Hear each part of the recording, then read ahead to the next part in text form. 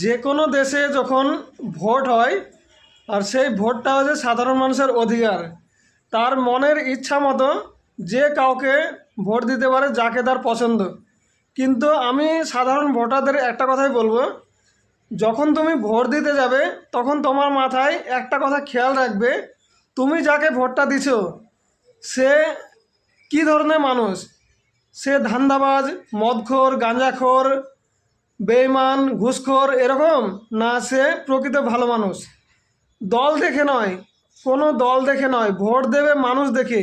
যদি তুমি দেখো সে সৎ মানুষ তবেই তাকে ভোট করবে, আর যদি দেখো যে সে বেঈমান, ঘুষখোর, সুদখোর, তাহলে সে যে দলেরই হোক না কেন তাকে কখনোই ভোট দেবে না। কারণ সে ভোটে জেতার পরে সাধারণ মানুষের যে অধিকার সেগুলোকে ছিনিয়ে নিয়ে তারা নিজেদের ব্যাংক ব্যালেন্স লোড করবে, আর সাধারণ মানুষের জন্য কোনো রকম কাজ করবে না। তাই বলবো, নেতা কেমন মানুষ সেটা দেখে ভোট করো, রাজনৈতিক দল দেখে নয়, মানুষ দেখে ভোট করবে।